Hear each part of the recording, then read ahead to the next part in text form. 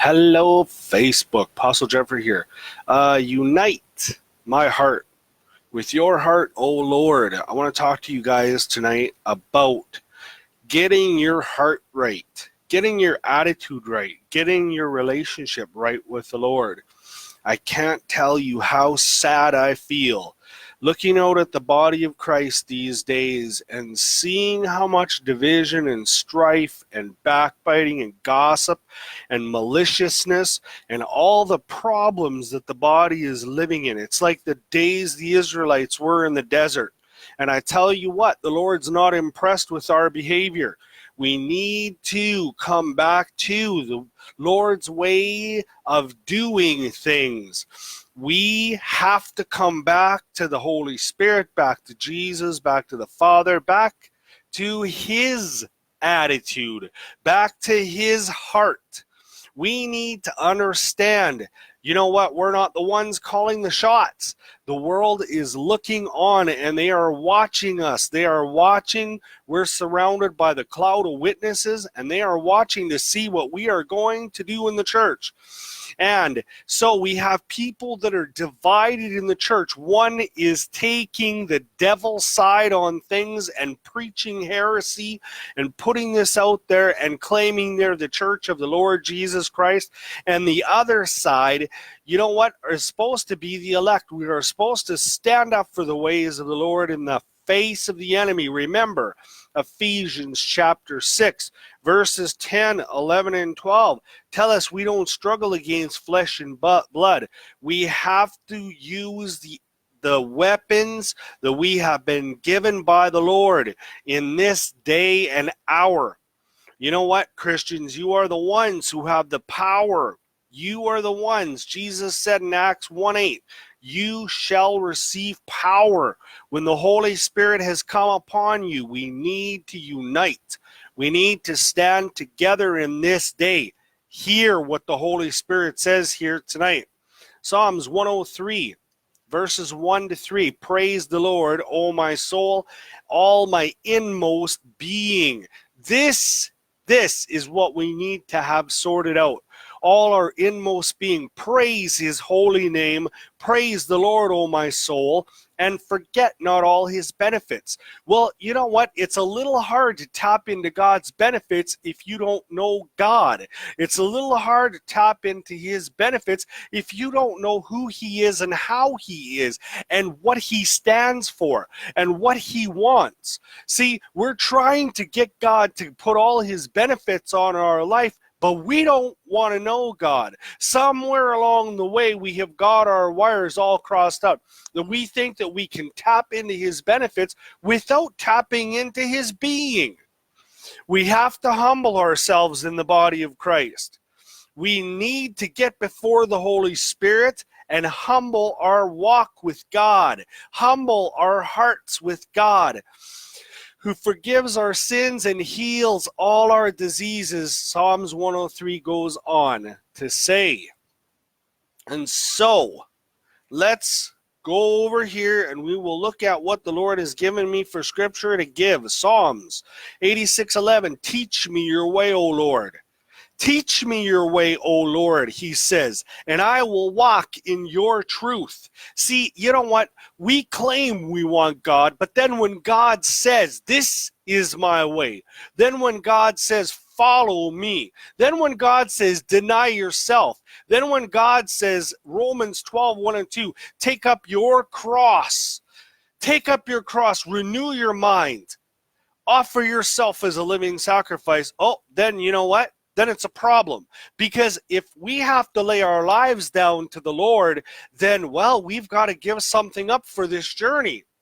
And so many of us are struggling right in this area, right what I'm talking about right now. Jesus said, lay your life down. You know what? It's going to cost you something to walk the narrow path. You know what it's going to cost you? Everyone say, you, me. It will cost you your life to walk the narrow path. Unite my heart to fear your name. The Bible says the fear of the Lord is the beginning of wisdom. We need to come up to his wisdom. We need to learn to walk in his wisdom. We need to learn to walk in his commands. We need to learn to take commands from God the Holy Spirit. We need to learn to humble ourselves and do it his way. Instead of doing it our way, going and getting in a whole bunch of trouble, and then asking God to bail us out of the trouble that we've already created, not only for ourselves, but for his own name. We need to humble ourselves before our Lord God and find out what it is that he wants for our lives. We have been predestined before the creation of the foundation to do it his way. And this is uniting our heart to him. We want to be able to walk the way Jesus walked with God the Holy Spirit. Psalm 73:24 says, "You will guide me with your counsel." So my question to you, body of Christ, is how can God guide you if you won't listen? How can God guide you if you are unwilling to take his counsel and then do as you're told? See, this requires us to humble ourselves to his ways. This requires us to humble ourselves to doing and living the way he tells us to, instead of us trying to run the show and then, you know what, well, it didn't really work out the way I wanted it to. No, it didn't. It didn't work out the way Cain wanted it to either. It didn't work out the way Pharaoh wanted it to either. It didn't work out very well for Judas Iscariot, right? We need to humble ourselves before the living God. We need to take up the fear of God in our heart. Like Jesus said, I'll show you whom you should fear. Fear him who has the power to throw your soul in hell after your body has been done away with. See, we have to come back to this reverential fear for the living God. Somewhere along the way, the world, has given us the Kool-Aid to drink. And many of us have taken this wobbly pop Kool-Aid, and our perspective about God is all tilted and deranged.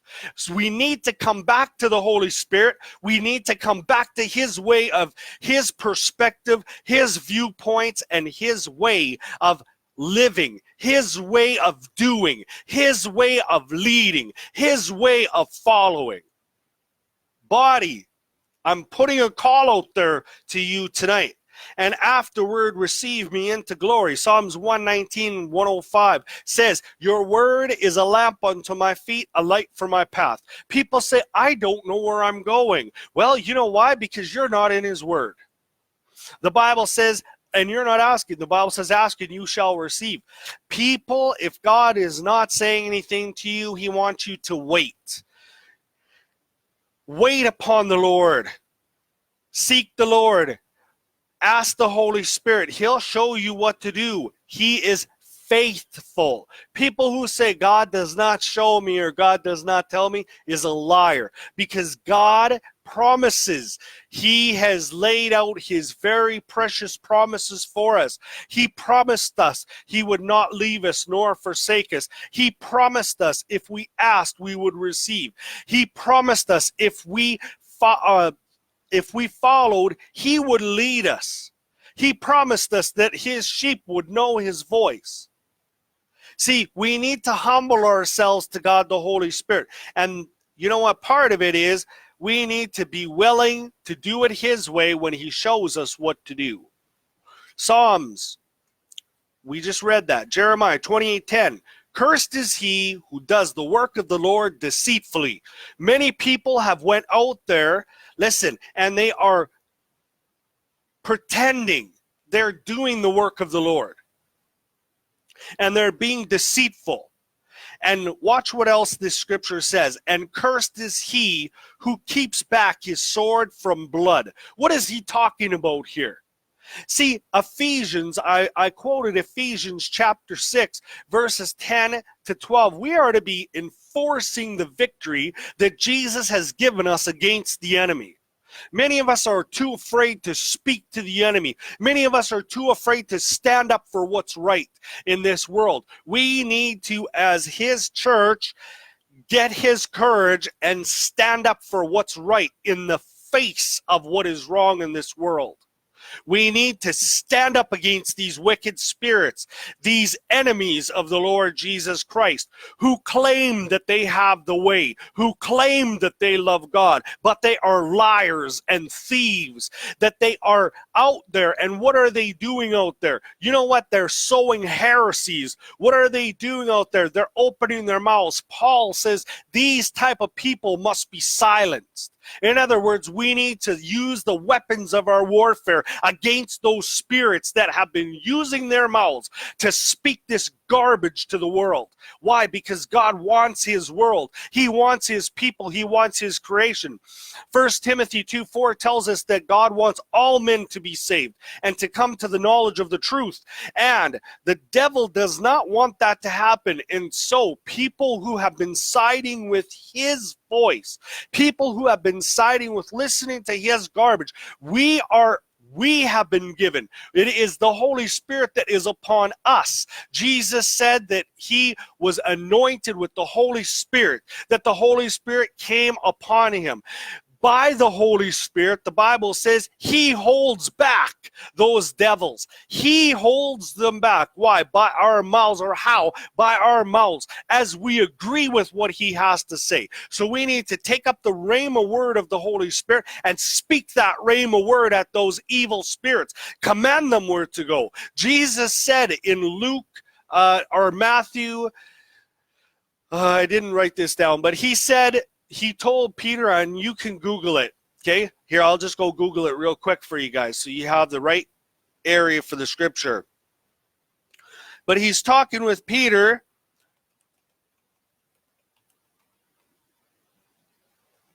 and he says, upon this rock, I will build my church, and the gates of Hades will not prevail. Matthew 16:18.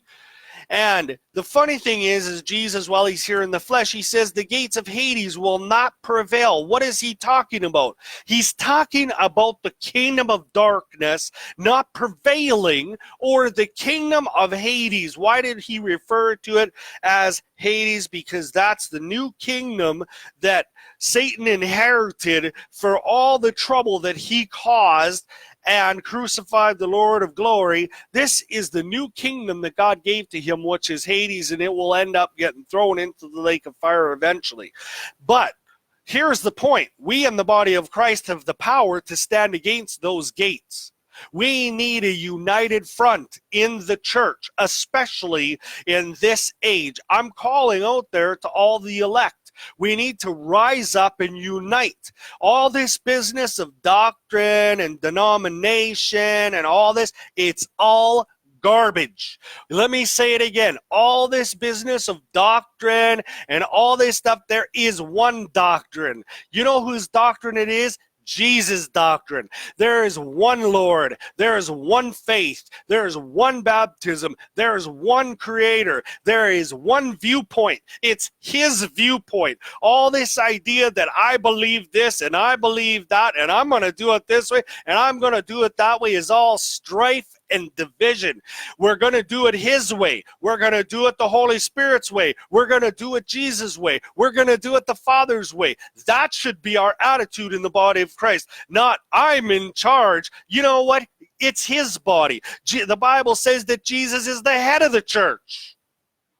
How is it that we take up the lordship of the church? How is it that we are now all of a sudden little lords of the church and we're doing it our way? I thought we were given another to follow. I thought the Holy Spirit was our guide. Did the Bible not tell us that the Holy Spirit would lead us? Romans 8:14 tells us that those that are led by the Spirit of God are the children of God.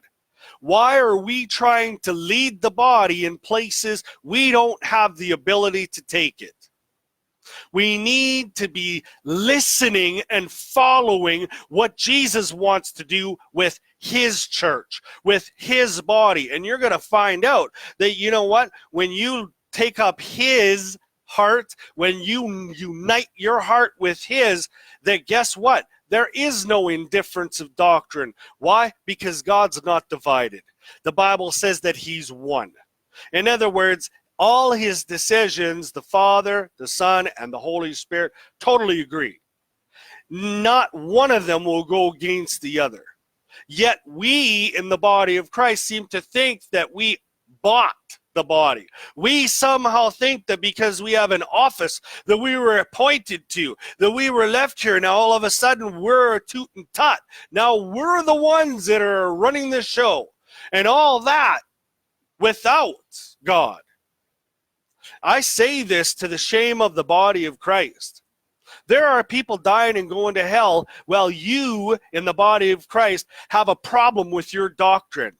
While you in the body of Christ have a problem with uniting. While you are conceited, provoking, and envying each other. There are people dying and going to hell. And you know whose blood, you know who's going to answer for their blood? You are in the church with all your squabbling and all of your garbage that you have put out there. That stuff did not come from the Lord Jesus Christ. What he told us to do is go preach the gospel. Woo! Holy representation of Jesus. The gospel is a must. We need to represent the Lord how he wants to be represented. Jesus was the exact representation of the Father. And we have been commanded by Jesus of Nazareth, the Messiah, to go out there and represent him and the Father and the Holy Spirit for who they are. Not who we pretend them to be. We can't pretend we don't know what God wants from us. See, we play this game with God. Well, I don't know if I heard you clearly. But we know deep down inside our heart, we know that that was the Lord who talked to us. Hallelujah. By the way, all you witches and warlocks and all you people out there that have been trying to pray things over top of my life without praying in the Holy Spirit, you know what? I rebuke you in the name of the Messiah. Keep your mouth shut. You have no right to speak.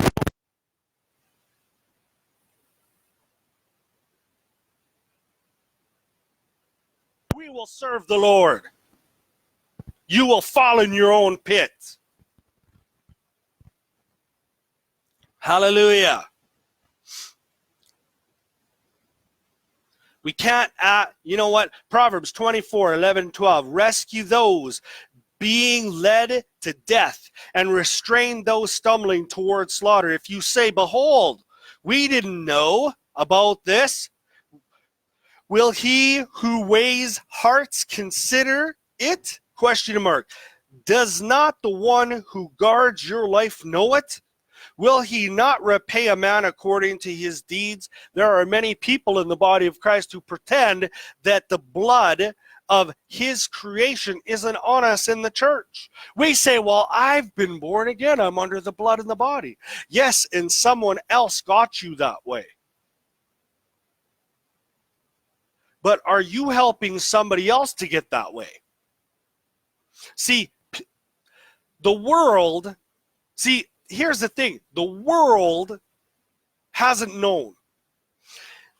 They can't know until someone goes and tells them. But the point of the matter is this is what I'm trying to get at. A lot of times in the church, we have been going by our own effort to tell people. The gospel was never ours to lead and preach as a forerunner. The gospel is God's gospel, his message to his creation. And so God never told us, you go, the whole responsibility is on you. He said, you will co-testify, which means he's going to go preach his gospel to his creation, and you're going along to witness his goodness as he does. See, this was the invitation that Jesus gave to the church. Woo, some good preaching there. You know what? We are to follow the Holy Spirit as he preaches the gospel. But oftentimes what we want to do is pat ourselves on the back and take credit. And it has nothing to do with us whatsoever. We're the co-testifier. We're the one who says, hey, I had an experience, and I agree with what God the Holy Spirit is doing. So if we pretend when God the Holy Spirit tells us to do something that we don't hear him, but we know he's talking to us, you know what? Somebody out there, what we're really doing in the church is stopping God's goodness from getting to somebody else. See, we need to grow up in the church. It's not all about us. It's about God wanting his creation. It's about the sacrifice of his son to pay for his creation to come home. And we were part of that agenda. We were part of that roster. In the case of Moab, God shows us what causes us to be destroyed. Jeremiah chapter 48. Let's go over there. We're going to read verse 36 to 39. Therefore, mine heart shall sound for Moab like pipes. Another translation says, lament for Moab. Mine heart shall sound like pipes for the men of Kehir, because the riches that he hath gotten are perished. Now, for every head shall be bald, and every beard clipped. Upon all the heads shall be cuttings, and upon the loin sackcloth. There shall be lamentation generally upon all the housetops of Moab in the streets thereof. For I have broken Moab like a vessel wherein is no pleasure, saith the Lord. They shall howl, saying, how is it broken down? How hath Moab turned back with shame? So Moab be a derision and dismaying all them about him. What is the Lord saying about Moab? Obviously, Moab got a haughty heart towards God. And we're talking about uniting our heart with the Lord. Every single time any person becomes haughty towards God and his ways, the Bible says, haughtiness comes before a fall. And what happens when a fall in the Old Testament, what happened to nations when they fell away from God? You know what happened? The prophet would show up and they would declare a holy fast. Why? Because the hearts of the people were ill towards the Lord. Isn't it funny how God chose fasting in those days to get a hold of the people's hearts? And those people that would not fast, those people that did not take God's way serious or his way serious in the Old Testament, those people met with the prophecy of demise that God warned them that it was coming upon them.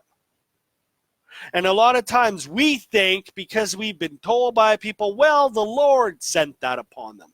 No, you know what? They brought that upon them. There is a difference when you act a certain way and you get consequences for your own actions.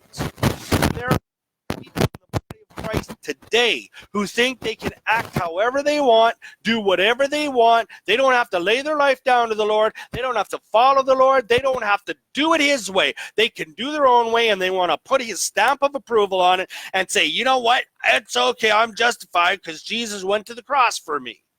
But at the end of the day, they're just like the people of the book of Jude, where he says, watch out for these people. They're twice dead.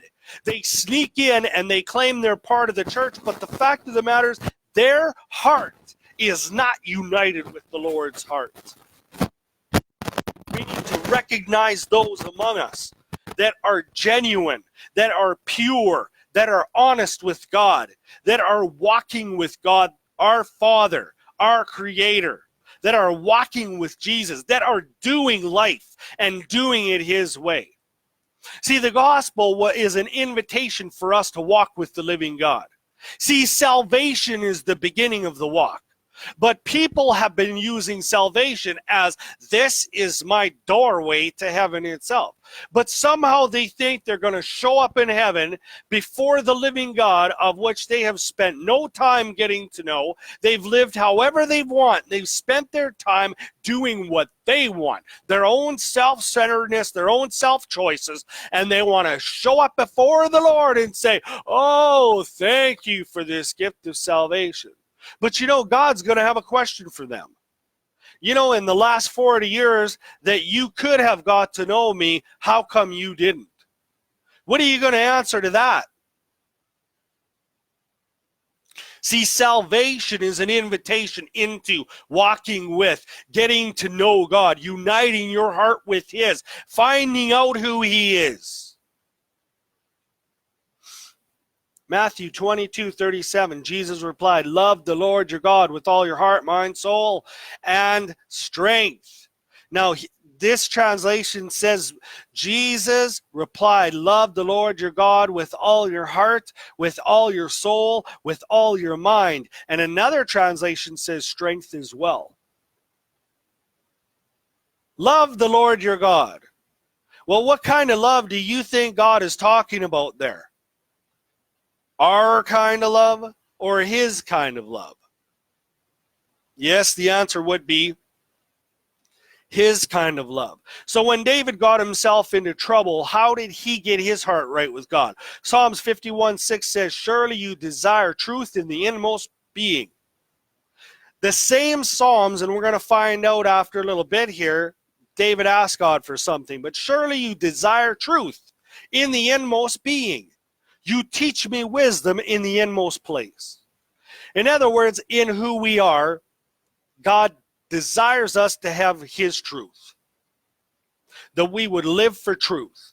That we would stand for truth. That we would fight for truth. That we would work in truth. That we would be in truth. But many of us resist the truth. And then we say, we're the church, but we love you. How can you resist the Lord and then claim you love people? In other words, in the core of who we are, in all we are, all we stand for, how we think, how we act, God desires His truth. In fact, the Bible says, as He is, so shall we be in this world. In other words, as Jesus is, His character, that is how we're going to be in this world. For people to see the representation, when they look at you and me, they're going to see Jesus' character in us. This is the goal, people. Psalms 51:9-11. Hide your face from my sins. Blot out all my iniquities. Create in me a clean heart. Funny thing is, David didn't say, well, I'll humble myself. I'm going to eat some humble pie. Funny thing is he didn't go to God and say, well, you know what? I got this. Don't worry. No. What did David do? He said, blot out. He said, forgive me my sins, Lord. Blot out my iniquities. Create in me a clean heart. He went to God and said, I want your kind of heart.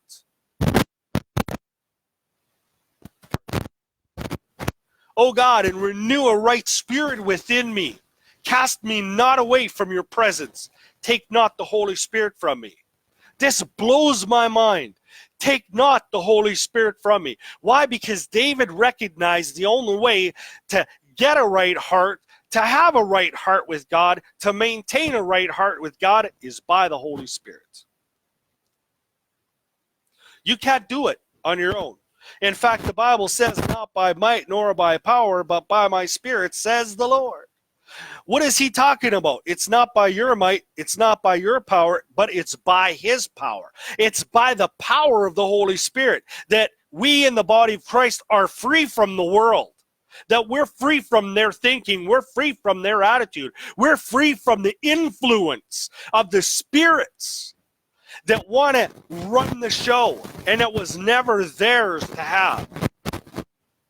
God has invited us to walk, to live daily in a pure set of plans, and that he has for us. He has predestined us to walk in those plans.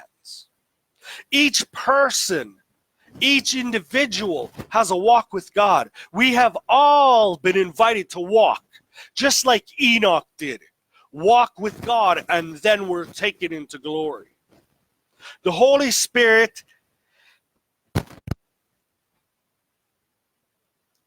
let me read this. The Holy Spirit, in his lordship, his leading, his daily counsel, his daily provisions. This is the walk we've been called to. Why this walk? Because the Holy Spirit is going to give us the living word of God. Matthew 4:4 says, man shall not live by bread alone, but by every word that proceeds from the mouth of God. And Jesus told us the Holy Spirit would take from him, from his mouth, and make it known to us. And so the Holy Spirit is inviting us to embrace him, to walk with him so he can clean our heart and unite our heart with Jesus, with himself and with the Father, so we can think the way he thinks. You know what? The Bible tells us, but we have the mind of Christ. Who is the mind of Christ? The Holy Spirit. We can know what God is thinking by our communion, by our connection, by our intimacy, by our walk with the Holy Spirit. Hallelujah. John 12. Let's go over there. John 12, 24 to 26.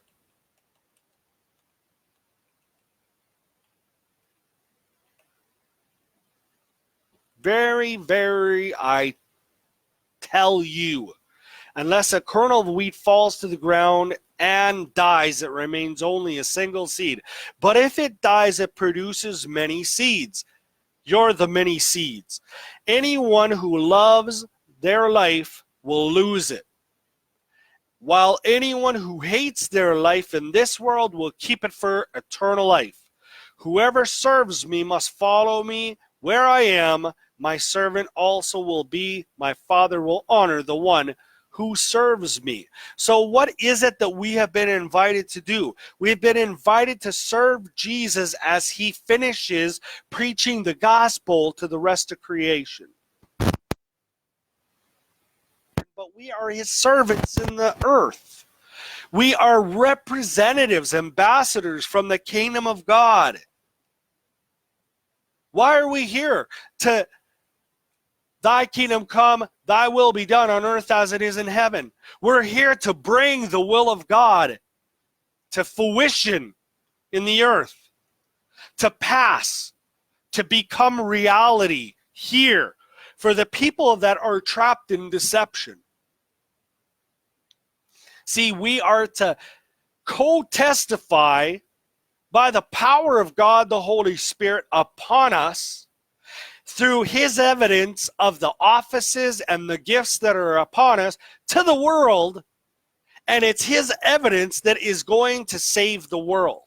See, you can't talk people into the kingdom of God. Paul said, I don't show up with wise and persuasive words. He said, I show up with a demonstration of the Spirit of God. See, this is how we're going to save the world. By allowing God to use us the way he wants to use us. As his servants. As his fellow workers. We're co-working with God to see the world saved. So we follow, we lay our lives down. Romans 12, 1 and 2, we already covered that. We deny ourselves. We take up our cross.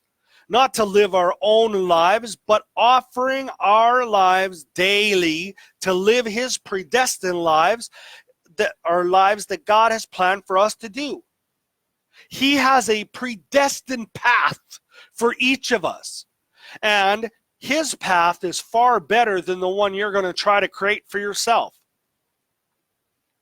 If you could go back and look at Cain's life and ask him, would you take God's path in the Garden of Eden rather than your own? At the end of his life, he would have said, yeah, I would take God's path. God wants us to lay our paths down to him, that we would walk in his plans and purposes, his counsel, his direction, the good works that he has prepared for us to do. He wants to put his great name upon his people in the earth so other people will see how good he is.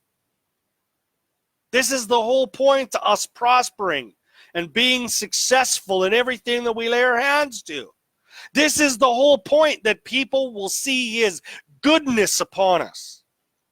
Moses said, show me your goodness. Hallelujah. We're his co-testifiers in the earth, witnesses of his glory, to witness his great presence, his great testimony of the Holy Spirit about the Messiah, Jesus of Nazareth, the Father's only begotten, to experience his miracle signs and wonders as he gives the world faith. The Bible talks about salvation and says it's a gift, the gift of God, and this not of your own works, lest any of us should boast, but it is an impartation of faith given by God himself about his Son by the Holy Spirit into the hearts of the unbelievers.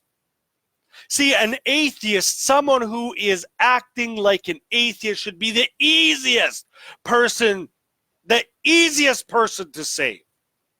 Why? Because God, the Holy Spirit, gives evidence that no one else can give.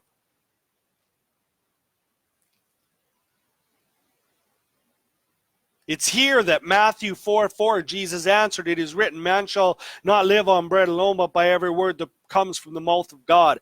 And we become consumed in the journey set before us to lay our lives down and take up the proper relationship with God, the Holy Spirit, and learn to follow him, his every command, his every leading. Romans 8:14, for those who are led by the Spirit of God are the children of God.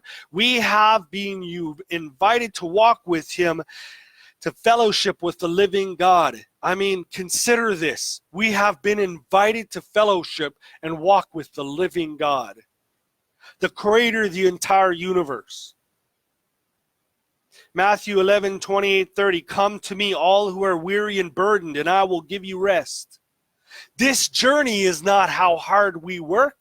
This journey is how much we follow, how much we surrender, how much we're willing to let God put his love and pour his character in us so we can be his representative of his glory in the earth to other people, so other people have an opportunity to witness his love and receive his Son. Take up my yoke upon you and learn from me, for I am gentle and humble in heart, and I will give you rest for your souls. For my yoke is easy and my burden is light. He didn't say my burden is light as in not heavy. He said my burden is light as in you are the lamp and he is the light of the world. We're to shine the radiance of his goodness, his relationship that he's offered us. It means walking in the light with him, meaning the Holy Spirit is the light of the world. That we walk within our relationship with him, proper relationship with him. Remember what Jesus told Nicodemus? He said men loved darkness because their deeds were evil. They didn't want to come into the light for fear what they do behind closed doors would be exposed. But I've got news for you people. God sees everything. What you're doing in secret that you think will never be shouted out is coming at judgment. Either you'll let Jesus deal with it for you by accepting his lordship, or there will be a day that you will stand before him and be exposed to the entire universe as to what it is that you have been doing. In fact, the Bible says we shouldn't speak of those things done behind closed doors because they're despicable. The sin that we try to cover up, the shame, the things that we do that bring us grief and curses and all the other things, those things Jesus took upon himself and nailed himself to the cross so that you could be free from those issues. Not only free, but delivered out of those situations and delivered from the judgment to come and delivered from having to live in them any longer. You know, coming from being a lunatic, alcoholic, drug user, prostitute, sleeping with prostitutes, you know what? Loving myself and you know what? God delivered me out of all of it. All of it.